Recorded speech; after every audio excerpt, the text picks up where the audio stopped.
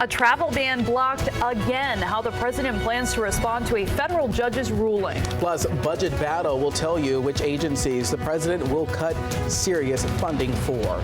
Good morning, everyone, and thank you so much for waking up with us on this Thursday morning. I'm Greg Funderburg. And I'm Catherine Marchand. It's Thursday, March 16th, 2017. And heading to work this morning, it was really cold outside. And I imagine if it's this cold in Chattanooga, it has to be even colder in other parts of our viewing area, Brian. No doubt. Good morning to you, Catherine. Good morning, Greg. Good Thursday morning, everybody. The day before St. Patrick's Day, and as we like to call it around here, Friday Eve. Yeah, and of course, a big day with March Madness, too, because that does kick off this afternoon. I know people are frantically trying to fill out their brackets here and get those in by noon today before those games start. Stormcam 9 Network brought to you by CHI Memorial, and we are looking live down Dodds Avenue here in Chattanooga on this clear start to our day. But yeah, it's cold. You know that, right? Let's get right into it. Looking at the radar first. If you got some plans, if you're just trying to get out of town, if you are traveling to Nashville today, if you're traveling to Atlanta, no problems weather-wise, at least when it comes to precipitation. But these temperatures, what's happening here? It feels more like the first part of January, not the middle of March. We're at 25 here in Chattanooga, and yeah, we're one of the warm spots. Look at these numbers here. 16 in Athens, 17 Decatur, 25 degrees in Dalton, and 23 degrees currently into Lafayette. So the good news is a lot of sunshine today. We're going to see sunny skies, 39 degrees at noon. Yesterday at noon, we were at 32. And by later today, I'm thinking upper 40s and low 50s, maybe a few clouds later this afternoon. Those clouds will thicken up, and on St. Patrick's Day, we could be dealing with a few scattered showers. There's some of those clouds there on the left-hand side of your television set. Some of those moving in tomorrow with some rain tomorrow into Saturday. We'll come back and take a look at that 7-day forecast, which I promise you has much warmer air with it. Details in just a few minutes, guys. Thanks, Brian. The TBI releases new video of a wanted suspect in hopes of finding an endangered Middle Tennessee teenager. Agents say this is Tad Cummings on the left side of your screen. He's seen filling up his silver Nissan Rogue with gas. According to the TBI, this was just moments before he picked up 15-year-old Elizabeth Thomas at a nearby Shoney's. That's the last place the two were seen together. The TBI says Cummings is armed with 2 handguns. A warrant has been issued for his arrest for sexual misconduct with a minor. The two might be in the Decatur, Alabama area. Police say the pair was last seen in that Nissan Rogue with a license plate number 976ZPT. If you have any information, call the TBI. Time now 6:32. President Donald Trump made a quick trip to the volunteer state. Last night in Nashville, the president addressed thousands of supporters in a campaign-style rally. He touched on subjects like the GOP's health care replacement. The president also took time to share that the wall along the U.S. southern border is in its design phase. He then condemned the Hawaiian judge and other states who put a stay on his immigration ban, calling it an unprecedented judicial overreach. That news broke right before he took to the podium. This ruling makes us look weak, which, by the way, we no longer are, believe me. The travel ban was supposed to take effect today, and now the president is gearing up for another fight this morning with the release of his 2008 budget. 2018 budget. ABC's Kenneth Moten has the latest from Washington. This morning, President Trump's travel ban blocked again. An unprecedented judicial overreach.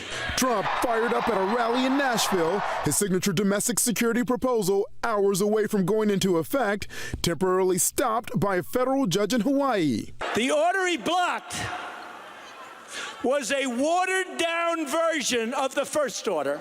Trump's first version to ban travelers from several predominantly Muslim countries caused chaos at airports. The revised ban exempted green card holders and existing visas, but that judge said it was discriminatory against Muslims. I think we ought to go back to the first one and go all the way, which is what I wanted to do in the first place. The president's next battle, his trillion-dollar budget. Today, the White House preparing to announce deep cuts. The State Department slashed by 28%. The Environmental Protection Agency, 31%. Defense getting a 10% increase, $54 billion more dollars. The president very clearly wants to send a message to our allies and our potential adversaries that this is a strong power administration. Thousands of jobs gone, climate change initiatives eliminated, foreign aid reduced. Is being called the America First budget. I will not stop fighting for the safety of you and your families, believe me. Not today, not ever. Trump's budget also calls for $1.5 billion to get his wall started on the U.S.-Mexico border, but the cuts are expected to be met with strong opposition from both parties on Capitol Hill. Kenneth Moten, ABC News, Washington. Tennessee has voted Republican for more than 20 years, so it was no surprise that President Trump supporters outweighed the protesters in Nashville. Many people waited in line for more than 12 hours to get into the auditorium. People we talked to hoped the president would address health care replacement and job growth, and one man from Massachusetts said he was there for reassurance that America was getting back on track. I think he's just got to reassure everybody that he's going to do what he promised to do, and that's it. And he's been doing what he promised to do. I love it. While the supporters outnumbered the protesters, there were still people holding signs outside the auditorium.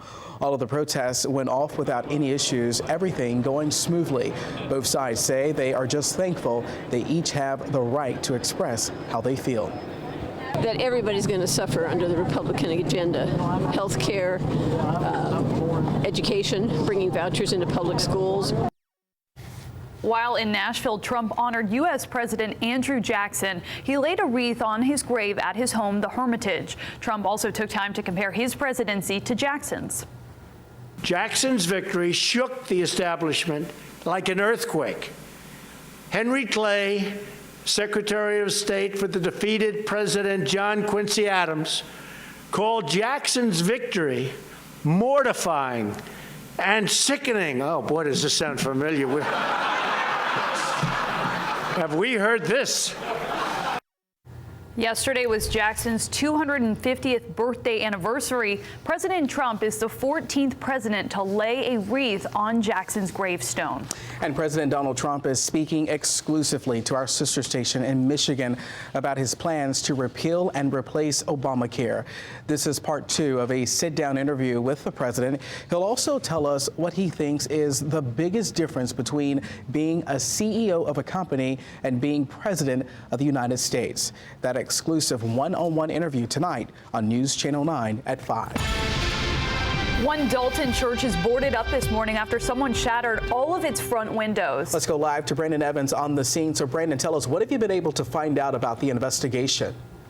Greg and Catherine, Whitfield County deputies say that this is a case of vandalism here at the Iglesia Mundo de Amistad, also known as the World of Friendship Church. Now, this has happened 3 times in 6 months. Check out all the windows that have been shot out by what Whitfield County deputies say was a BB gun. A total of 11 windows now.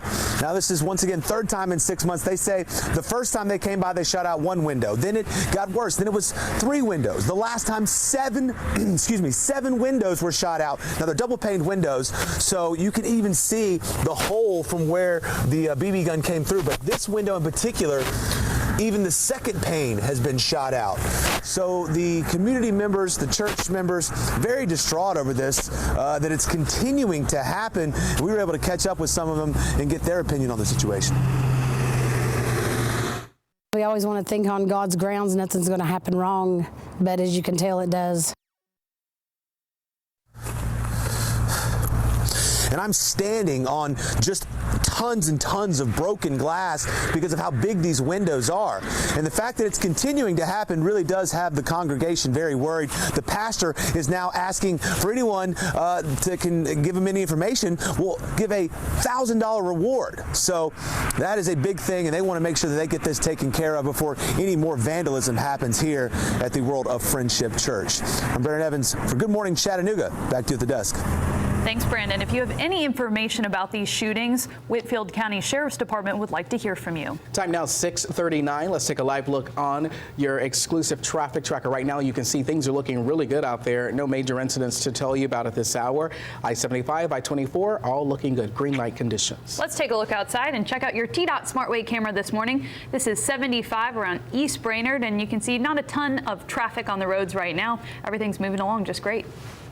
A daring escape from a kidnapper. We'll show you more of a 25-year-old woman's brave attempt to save her own life.